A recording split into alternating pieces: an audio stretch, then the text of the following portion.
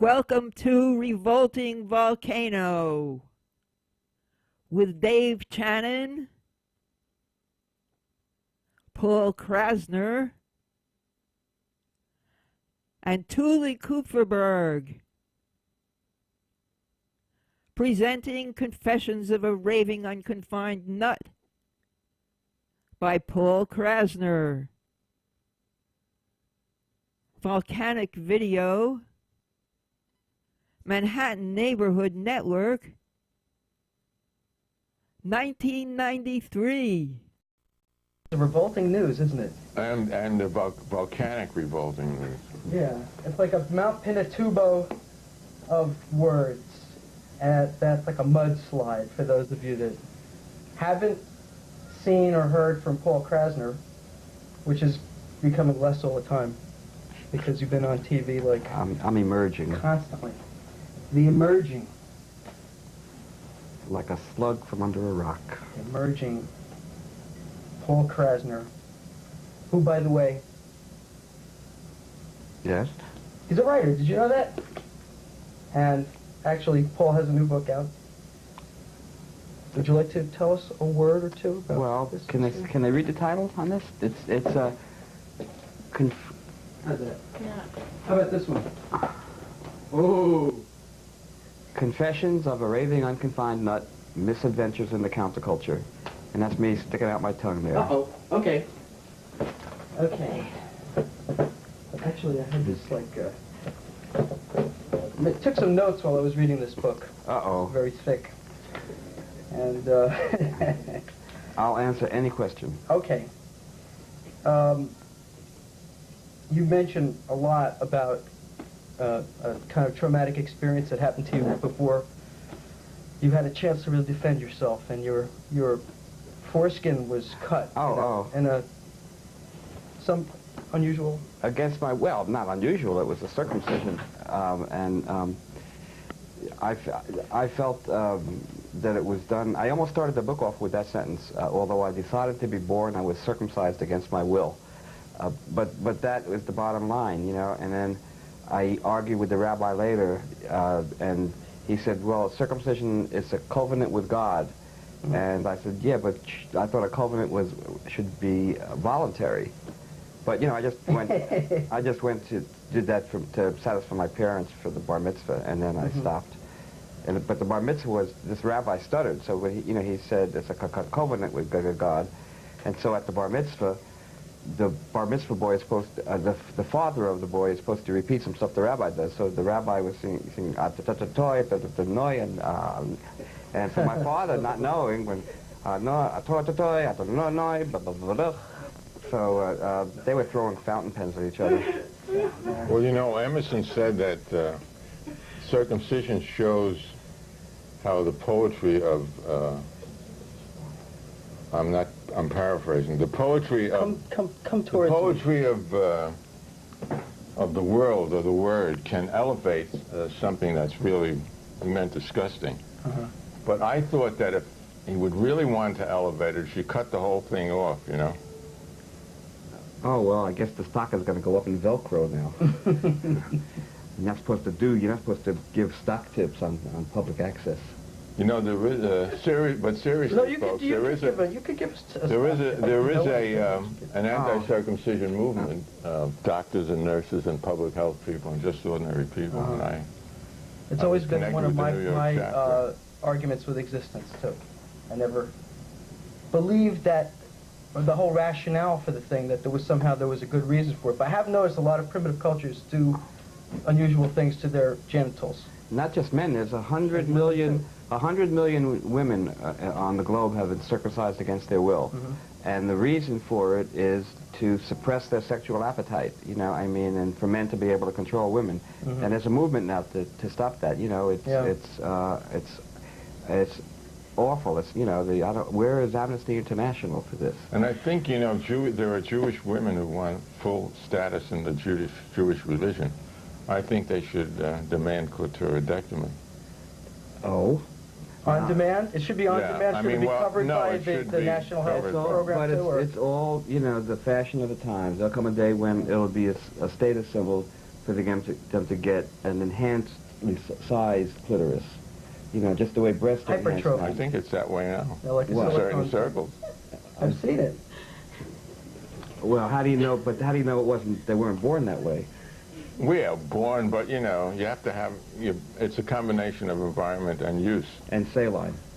It could be a pathology too. I heard about a clitoris the size of a grapefruit, and I sent away for the photograph, but they took my like $5 and they never sent me a picture. Did you get You a know why grapefruit? you know why they do that? Why? Because they know you'll be too embarrassed to ask for your money back and complain. I'm on to the television now. This is the kind of show we run here. Get him, line it up. We're getting too out of control with discussing this. Well, it's a medically serious unnecessary healthy. procedure, and kids die from it. Well- It's covered up as bleeding to death, infection, and so on. But since it's probably the most prevalent male operation, because until recently, like 80 or 90% of Americans were circumcised until the anti-movement stuff. Well, I've had my foreskin sewn back on as a protest against Well, this. people are doing Good, that, but that's good. a little silly. They're really doing that, you know. It's a miracle. It's a miracle. Well, we're 7 minutes into the show. I've only gotten one question cracked off here, and I've got like 40 questions. So I want to ask you another question. I want to just change the subject slightly. You admit to attacking a dwarf with an electric cattle prod. You almost revel in it. And I want to know why how could you justify yourself? Doesn't everybody do that? Everybody maybe wants to one time or another, Well, but not everybody does. There's That's the difference. a few between you. details he left out. First of all, I was a kid. Second of all, this was at Steeplechase, which was an amusement park in Coney Island, and one of the rides, it was named after the Steeplechase, which was horses going on tracks around the perimeter of the park, and it was the most popular ride in the place. Then there was also an indoor arena, like a theater, and there was a stage where it looked like a fun house, and people would sit in the audience just eating their lunch, and people would come out this door and walk across, and like fists would come out of the air, and the floor would jiggle, and then there was this little air spout that would blow up ladies' dresses. And if they weren't wearing any bathing suit or panties, you'd see a flash of pubic hair, and people would put down their sandwiches and if a woman was smart enough to know that that's what happened, because she said she had been in the audience, she would hold her skirt down. And then there was a dwarf in a clown costume with hostile makeup on his face, and he had an electric cattle prod, and he would buzz a woman in her buttock, and she would react to the pain, and her hand would go up, and then the spout would blow up her skirt. And this was before feminism, or Gloria Steinem would have been out there. But I had to take care of it myself. So I didn't plan to, but when I went on the steeplechase ride, the exit from the ride led down a ramp to a door, and that door led onto the stage. So you're suddenly out there, and it's a captive performer. And so the dwarf in the clown costume at that point was talking to somebody in the audience, and his electric cattle prod was leaning against the rail. So, I was on a mission from God. Thank you very much. Seized the opportunity. Thank you. Yes. I buzzed him in the ass with his own electric cattle prod, and it was my moment of glory. Well, this is one of those epiphany moments of journalism. Well, I wanted to ask you what your opinion was if you think that journalism is an ism. You mean like communism or fascism? Fascism. Or logarithm? That's an ism. Or crazy rhythm? Ism. Yeah, well, I think journalism is a crazy rhythm, definitely. You got who, what, when, where, and why. So, you went to great pains to try to get in the Army, avoid the Army. What do you think about women in the Army and gays in the Army and stuff like that? Well, the excuse they give, if you were to ask on his retirement, Colin Powell, General, you say that gays in the military would make the other men in the barracks feel uncomfortable. Isn't that the same thing they used to say about blacks? Mm-hmm. Colin Powell would answer, well, yes, but we never admitted we were black. See, this is the don't ask, don't tell policy. Well, So, I don't know why gays would want to go in the military. yeah, I guess that's what I was getting. I don't know why heterosexuals would want to go in the Things military. are so insane in the world. Some people go in, some gang kids go in so they can be in a gang legally. Right. And then shoot another gang in Somalia. Did you know that there are 4 big oil companies that have an interest in Somalia? Mm-hmm. Did you know that? Did you know that, Tuli? You're well informed. I knew it must have been, I didn't know the number. The only paper I saw that in was the L.A. Times. Mm-hmm. I didn't see it in the New York Times or the Washington Post. So we need to stabilize the country before we can start building the rigs and I guess that's it. investing in the country, right? Right. If there had been oil in Bosnia, it would be a different story. Who's this we, motherfucker? Who are you asking? Him. Oh. You We? say we. I'm having a hard time with that mutual pronoun or whatever it is. Why don't you Because just I'm say always them? thinking about them all the time, but it's... So? Well, Sometimes you sit down and you look at yourself and it's a we. Somebody just called up NPR today on their All That Things was- Considered and complained about their reporting that they were saying things like our strategic interests in Somalia or in Haiti. And they complained that they said, that if they're going to quote an official saying our strategic interests, the reporters have a duty to say exactly what are those strategic interests. And who the our is. That's him and the oil company. Who is speaking in the oil company. That's right. We is okay. It's the question who are in Who the are we. we? Who are in the Who we. are they? They're on first. They You, always are you- first. This book, by the way, actually made such an impression on me. Of course, I've always heard about Paul Krassner. I met him recently in Venice Beach and had a little... We met Nancy Kane and Judith Binder and I. They're TV producers out in California. They run CamNet, which was the first camcorder network Mm-hmm. in world history. And that's kind of how I got to meet you and have the opportunity now to read this book, which I probably would not have read Uh-huh. if I didn't have to interview you and know something before I could look like a complete asshole on TV. Why? You mean you wouldn't have gotten it in the first place, you mean? I might not have. I might not have. But I'll tell you one thing. You go into some discussion about the asshole, and it wasn't something you wrote. It was something Oh, you I read. quoted somebody, right. Yeah. Or the anal sphincter, as he called it. Right. That it could... I mean, because, sometimes you need a program to tell who's the asshole and who's the anal sphincter. Mm-hmm. And the sphincter has great capacity to distinguish between gas and solid matter and Right. liquid It matter. was this Dr. Bonaire, Bonaire, I don't know how he pronounced his name. Bonaire. But, Was he French?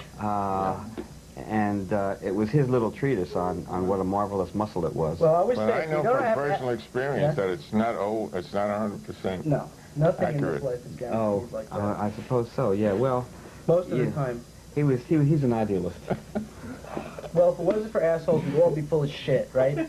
Oh, and do you know why Don't shit? give assholes a bad Do you know why shit is tapered at the end? No, why? So your asshole won't snap shut. Bada boom, bada boom. You had your first sexual consummation under A rock. a poster, a portrait of Alfred E. Newman. Yeah, this was, I lost my virginity on the floor of Mad Magazine because I was living with my parents at the time, so I had to take my girlfriend to the office, and Bill Gaines gave me the key and said I could use his, he had a convertible bed in his office, but, I was so hung up on compulsive spontaneity that I couldn't pretend I knew that it was even there. So we ended up doing it on the carpet, and Alfred E. Newman was watching over my loss of innocence the way he had watched a whole culture lose their innocence, their cultural innocence. My mother tried to stop me from reading Mad Magazine, but I knew it was good. It was some of the first actual reading matter that I could identify with, that I really understood. Oh, yeah. It was for me. It was one of the reasons I started The Realist, because they were so aimed at teenagers that there was no humor magazine for adults then. The Times. The New York Times? No, I mean intentional humor.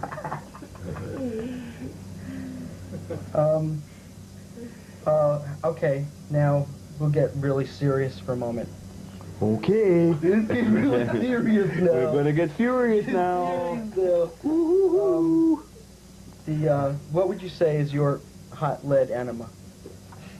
Well, you give tops of Am I prompting you? No. I have to explain your question. I'm sorry. To the viewers. Hot lead enema is a phrase that Lenny Bruce used that he would tell secrets. He would not want to be tortured, and he would say, you know, don't give me the hot lead enema. I'll tell you anything. So what would my hot lead enema be? I guess being tied to a chair and having to watch Jerry Lewis reruns of telethons. Everybody has, it's very subjective. Yeah, that sounds bad. Well, let's see, you've been Paul Playboy and Paul And Rumple Foreskin, don't forget that. Foreskin, and we still want to see that, by the way. Some of the books, I don't know, you have to look on the back of the Confessions of a Raving Unconfined Nut. You have to look at the barcode. There's a series of numbers, and if the fourth number is a 3, then the book actually contains an extra added page. It's a glossy photograph of your foreskin. And it's only in like maybe 10% of the issues, though. No, you have it totally wrong, Dave. This is not a barcode. But if you lick these lines, the book reads much better. Ooh, it's a good read. It's a good read. Let's see. I don't know. Sometimes I get so in awe when I realize how fantastic somebody else can be. Oh, me? I think you're such a great guy. Oh, gosh. But I'm just wondering how barbaric I should be with this interview, or should I be more? I should let you talk more. I have nothing to hide. I mean, you saw the thing with the dwarf, sticking a dwarf, you thought, oh, I guess he has skeletons in the closet. But then when you hear the whole story, then it sounds much different. Oh, yeah, well, what kind of impression does it give to he goes around buzzing dwarves with an electric cattle prod? You know, sometimes people need a little bit more detail. Well, actually, and people could believe it too, because for a while there was dwarf tossing as a sport, and that was real. I mean, and they were adults. I mean, it was the dwarves were doing it voluntarily. I mean, they got paid, and this was in bars. And they had, you know, like a hard hat and shoulder pads and all, so, and they would just toss them, and then the one who could get it furthest won. They complained that when they were barred from doing that, the dwarfs did. It shows you what kind of a society we live in. Right. They probably would go for the hot lead enema too if they were offered enough money. No, it wasn't that. Well, but it was a job. I know. It's just a job. Well, yeah, Like it was a living. I know. I mean, I'm saying how pathetic this. I'm not blaming them particularly. It's not politically correct, but it's a living. Yeah, somehow but I you've mean, managed to get away with printing the most incredible stuff. so was handing out Truths that dispossesses to people couldn't people believe, who can't pay lies the that rent. they did believe. You're a hoax master. And one time... I didn't even write this book. Tuli wrote it. Tuli wrote the book. And my Carlos sleep, I Castanedas, I think, wrote one of the chapters. Oh, I'll tell you that I That's use Steve that. Allen, isn't he? Carlos. I've never seen them together. There's a running gag in the book about every time, like if I talk about the world of pornography, and I say, it's a separate reality that Carlos Castaneda never dreamed of, in the JFK assassination, I say that Carlos Castaneda was one of the 3 tramps who got arrested at the grassy knoll, and that Carlos Castaneda was He's like Zelig. That Carlos Castaneda was the garbage collector in the Brady Bunch. So in the review in The Nation, this guy is John Leonard reviews the book, and he says he never knows when I'm telling the truth or not, because I say things like Bobby Kennedy had dinner with Roman Polanski and Sharon Tate the night he got assassinated. But that's true. That's a fact. It's a matter of record. He says that what else? That Lenny Bruce yelled at my dog when the dog took his hypodermic needle and said, "Get me that, you silly dog. Give me that back," which was a true experience. Right. And then with these, he says, Krassner writes that Carlos Castaneda was one of the actors who got a blowjob in Deep Throat. And I believed it. I just took it. I just assumed that it was, you know, possible in this kind of world. Well, it is not impossible, but you know, I made that up. But he took it out of context to make his point. So it's fun seeing how everybody, that the reviewers all, I'm sort of like a walking Rorschach test, and the reviewers reveal more about themselves than about me or the book sometimes when they write about it.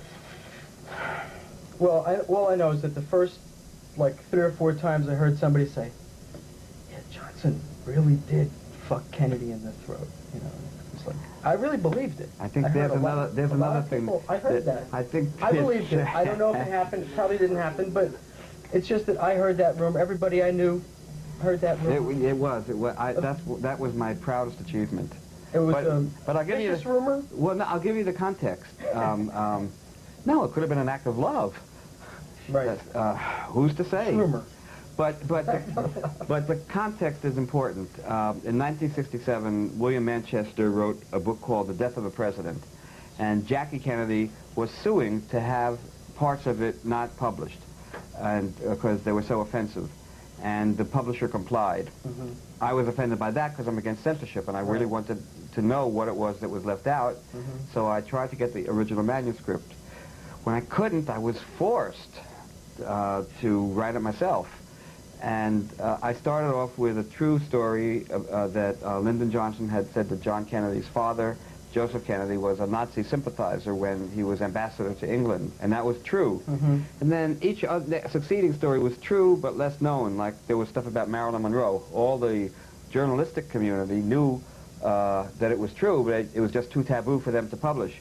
And so by the time they got to the climactic paragraph, they were prepared to believe it, and the climactic paragraph had to do with Jackie's description of the scene that took place on Air Force One, the plane taking Kennedy's corpse back to from Dallas to Washington, to Bethesda, Maryland. And she'd said that there was only one way to say it, but Johnson was leaning over the casket, fucking her husband in the throat wound. Now, some people consider this in bad taste. I can't imagine why. Bad, right. But this was functional. What Johnson was trying to do was enlarge the entry wounds from the grassy knoll to make it look like it was an exit wound from the book depository in order to fool the Warren Commission report. So that was part of the cover-up, see. So it was not casual. And what's interesting to me now is the reviewers all like to, you know, talk about this and then say, as the New York Sunday Times did, to call me disgusting. But the Sunday Times, they didn't just say disgusting. They said, everyone will agree that I'm a disgusting man. But we all agree to that, don't we? Right? Yeah. I think you blew my mind on a lot of occasions in reading this stuff, and the amazing thing is that you've been so uncensored. Well, it's really amazing. Well, I had nobody to answer to. I had no publisher to answer to, no advertisers, just the readers, and even then, they trusted me to not cater to them, to their sensibilities. So now, that could never have been quoted before. Now it's quoted in every Newsweek. Newsweek referred to this, and they called it Necrophiliac Congress. And I have seen a strain of necrophilia in Congress. And I've seen a few transvestites. It's in the Supreme Court, and a couple of golden shower enthusiasts in the Senate. So it sounds like a kinky place in Washington to me. Well, the kind of freedom we have on a program like this is inconceivable when you started out. It just wasn't. It probably didn't exist. So, I mean, now we can go into things that we can fill those missing chapters. So far. So, well, let's fill a few more. Actually, we've got a few minutes left in the show, but we're going to just keep wearing you down until you have to leave. Okay. Could you describe the Disney Memorial Montage Centerfold poster deluxe? Yeah, this was Walt Disney died in 1966. Everybody says he was frozen, but he was really cremated. And then frozen. Just took less space in the freezer. It's the frozen TV dinner, ashes and mashed potatoes. Really. So I published I thought, you know, this is like they said God is dead, and Disney was God to his characters. You know, he created them. And so what would happen when he died, they would go on off some crazy Roman binge. So I assigned Wally Wood, an artist who I knew at Mad Magazine, to draw the Disneyland Memorial Orgy. That's all I told him. I just said their libidos are released now.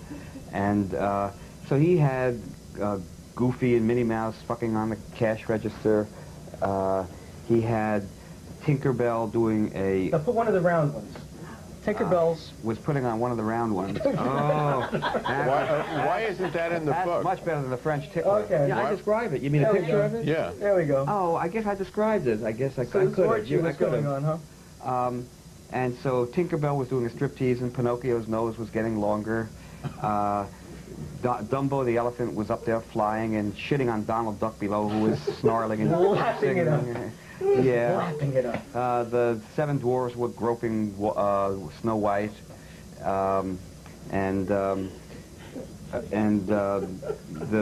prince who was putting on the sleeping princess her slipper, but he was licking up her skirt as he was doing it. So all this stuff was going on, and I wish I had that picture right now. Well, it's in your mind. It's in my mind, and it's in your mind too. And in your mind, it's an animated cartoon. This And one it really was just exists if it's in your stationary. mind, not merely just a piece of paper. Wasn't it in Dayglow colors too? Yeah, that was a pirated poster. Somebody pirated it. Disney didn't sue me. They sued, but then they sued the pirate, and he settled out of court because they thought if this was the first. My poster was the first to really have openly blatant pornographic images of the sacred Disney characters, and so they just thought it would go away. But then other people started doing it, and they sued every time. They sued Air Pirates Comics, went up all the way to the Supreme Court, which withheld that it was a copyright violation, even though everybody knew that Disney Studio hadn't done it. Disney is notorious for pursuing this. Oh, he sued a daycare center in Florida because the kids' fence had Disney characters on it. All I can say is you have to tune in next week for a continuation of this stimulating discussion. And Tuli Kupferberg will be back on my show, and I'll be back on your show. I hope. Yeah, Oh, Because I want to continue find with you out on the Revolting, LSD vision right. that you had when you saw all these characters come to life in a courtroom drama, a life and death courtroom drama, a serious issue. Confessions of a Raving Unconfined Nut by Paul Krassner. That's me, folks. You. I'm ashamed I did. I'm so ashamed. But I'm so ashamed. Oh, there. But it's